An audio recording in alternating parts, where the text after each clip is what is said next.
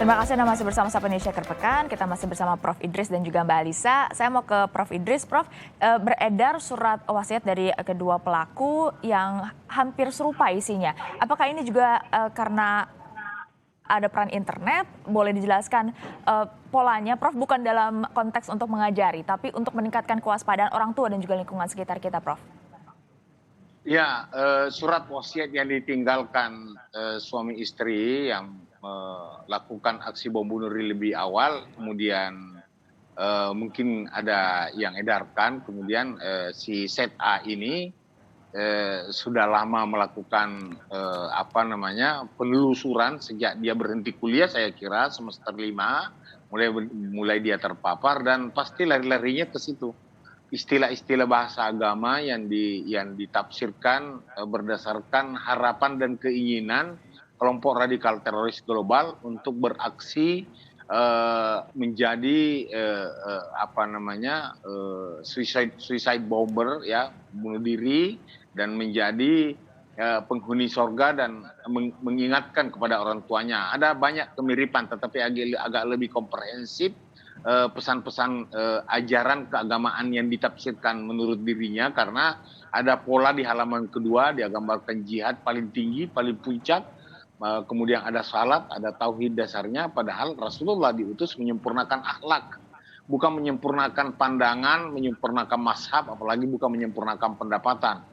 Sementara si L bersama istri ini lebih banyak kepada anjuran kepada orang tua untuk membayarkan utangnya. Yang lucunya ada dana yang ditinggalkan untuk membayarkan utangnya ke bank. Kemudian dia larang orang tuanya untuk berkomunikasi dengan pihak perbankan. Jangan perbankan yang dia haramkan, rumah ibadah yang dibangun oleh pemerintah saja dia ledakkan.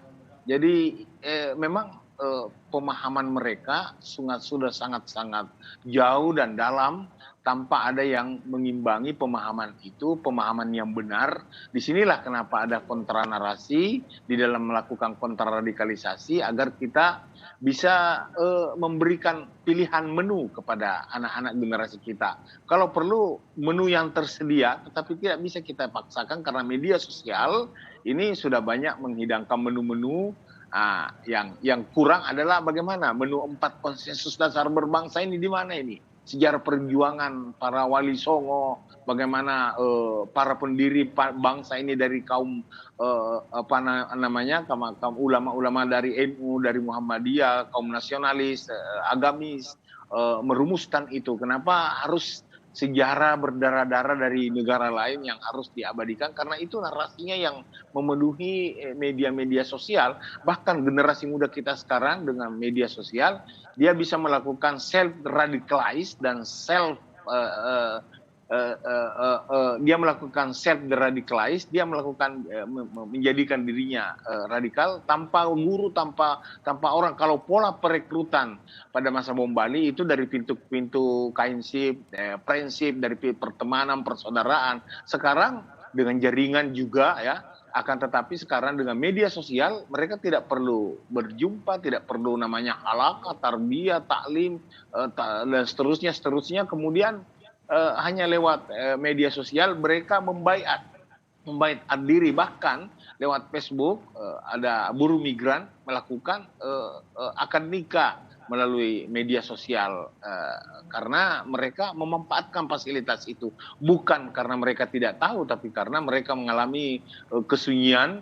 Sementara wifi kencang, akhirnya dia jadikan sahabat wifi dan mencari orang yang seperjuangan dengan dia, yang mengisi kehidupannya di dalam melakukan aksi kejahatan, tetapi tanpa menilai bahwasanya itu jihad, dicarikanlah tafsiran narasi-narasi keagamaan, ya. Makanya di Kementerian Agama ada narasi moderasi beragama. Ini agama tidak perlu dimoderasi, tapi pemahaman keberagamaan yang perlu kita moderasi agar kita bisa memahami bahwasanya berbeda ini ciptaan Tuhan, sunnatullah. Memaksakan persamaan itu nauzubillah, karena sampai kapanpun kita tidak bisa memaksakan pandangan kita, tetapi bagaimana kita secara elegan melihat bahwasanya perbedaan ini adalah sumber kekuatan. Ya. Kita kuat karena berbeda.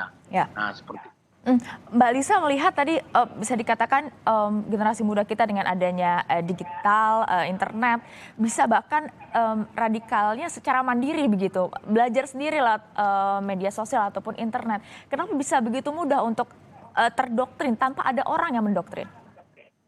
Jadi begini, tadi kan saya menyebutkan bahwa anak muda sekarang itu dia digital native ya, dia tumbuh besar dengan teknologi informasi, sehingga kemudian informasi utama dia dapat itu dari media digital ini, begitu. Jadi apa sih hidup, apa sih Amerika, apa sih Yahudi, apa sih bangsa Indonesia, begitu itu semua dia dapat. Apa sih BTS misalnya, apa sih kebudayaan Korea, pop culture, itu semua dia dapatkan dari internet gitu. Kenapa bahkan dalam sekolah juga anak-anak kan diajar untuk mencari bahan-bahan pelajaran di internet. Itu sudah terbiasa untuk membuat internet itu menjadi sumber informasi, Mbak. Nah, ketika dia tumbuh besar dengan itu, kemudian orang tuanya yang generasi saya, Prof.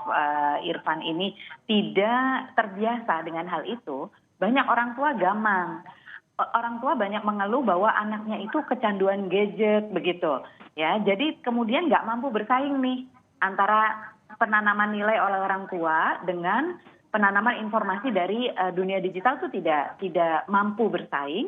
Anak ini lebih banyak dibentuk oleh apa yang dia terima di media sosial. Nah, ketika konsep dirinya itu tidak dilatihkan juga, tidak diperbaiki, dia nggak pede, dia nggak mampu mengambil keputusan penting dalam kehidupannya, dia nggak punya prinsip hidup, lalu muncul kelompok-kelompok atau orang-orang yang mendekati secara online, memberikan itu.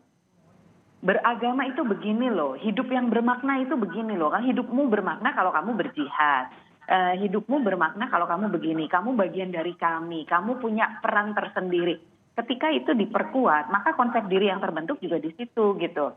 Ini yang membuat anak-anak muda ini memang lebih rentan ya. Pertama dia tinggal di dunia digital, kedua orang tuanya gamang, yang ketiga tersedia bahan-bahan ini tersedia di di teknologi informasi itu, sehingga kemudian membentuk mereka. Kemudian mereka merasa lebih dekat dengan orang-orang yang ada di dalam kelompok itu di sosial media itu, dibandingkan dengan keluarga yang di mana dia tinggal atau lingkungan di mana dia tinggal begitu.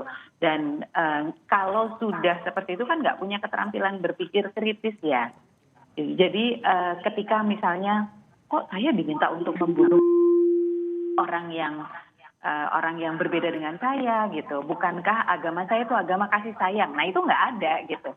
Tapi karena sudah di framing dengan jelas bahwa satu-satunya cara membela agama adalah kamu membunuh musuh-musuh agama gitu.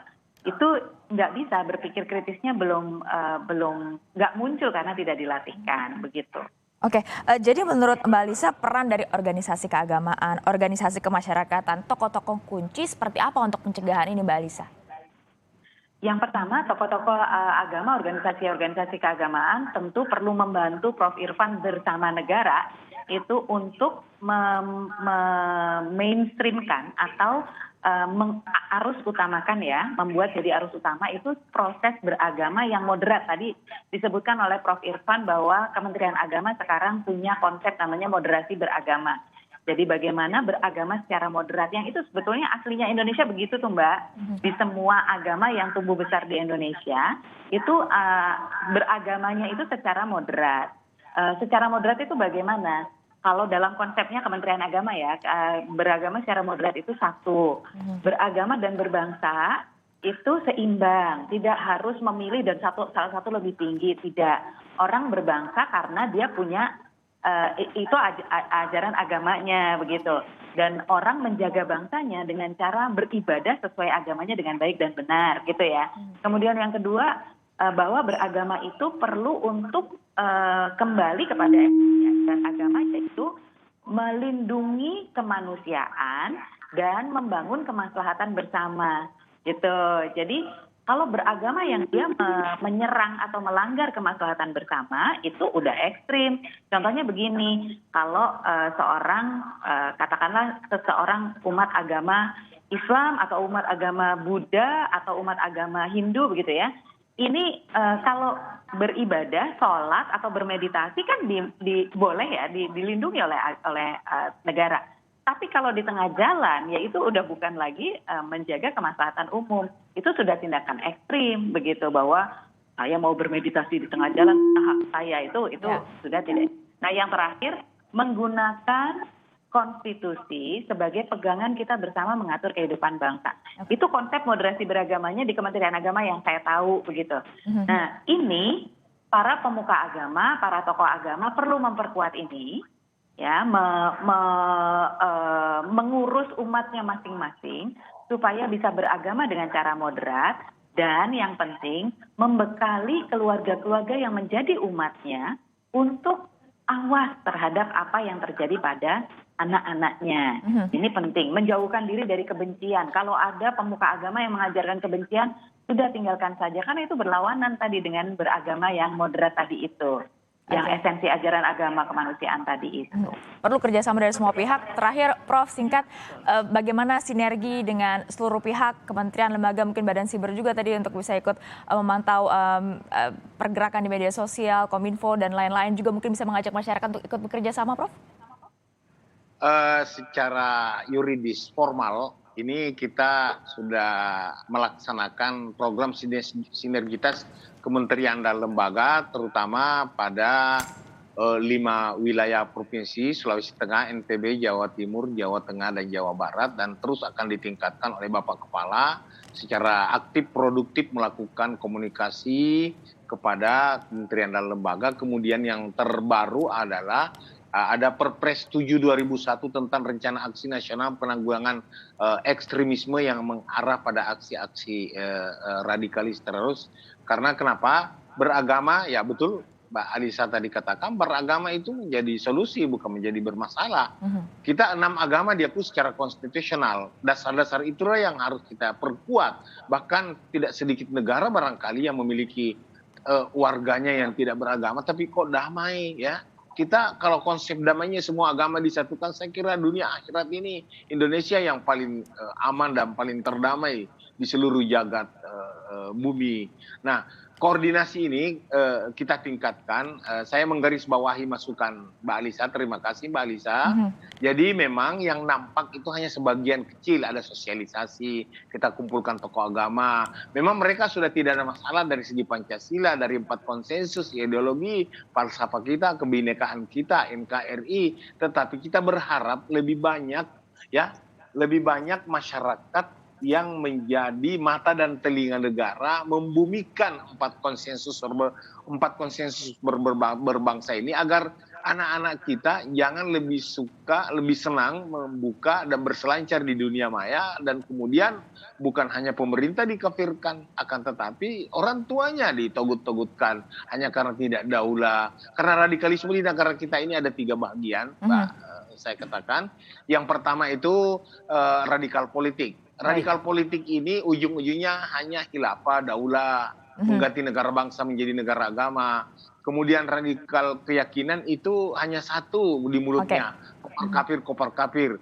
Kemudian radikal tindakan, tidak ada khilafah, tidak ada kafir, tetapi dia senangnya menciptakan sebuah keonaran, kerusuhan. Nah, kalau berpadu ke dalam 3 bagian ini, inilah yang harus kita sosialisasikan, koordinasikan kementerian dan lembaga, agar anak muda tidak melakukan self-radicalize dan self-recruitment. Dia merekrut dirinya sendiri, dia yang menjadikan radikal dirinya sendiri. Perlu pendampingan. Terakhir, Mbak, deradikalisasi itu memiliki 3 makna yang kita bisa pahami, yaitu pembinaan, pendampingan, dan pemberdayaan. Kita bina pemahamannya, kita dalami bagaimana dia wawasan kebangsaan keagamaannya, kita kemudian dampingi agar jangan dengan mudah berselancar di dunia maya. Mereka butuh pendampingan. Kemudian yang terakhir, pemberdayaan. Kita berdayakan mereka agar dia bisa menghadapi masa depannya yang jauh berbeda. Orang tua pernah muda dan orang muda belum pernah tua. Saya kira itu terakhir. Oke, baik. Penegakan hukum satu hal, tapi pencegahan penyebaran radikalisme tentunya tidak kalah penting agar kita bisa menumbuhkan toleransi dan juga keberagaman. Terima kasih banyak Prof. Irfan Idris dan juga Mbak Alisa atas waktunya. Bisa Indonesia Kerpekan. Sehat selalu Mbak Alisa dan Prof. Halo, saya Mercy Tirayo, presenter program Update Corona. Perbarui terus informasi Anda dengan berita-berita independen dan terpercaya di YouTube channel Kompas TV. Jangan lupa untuk subscribe, like, dan komen, serta aktifkan tanda lonceng untuk mendapatkan notifikasi berita-berita terkini.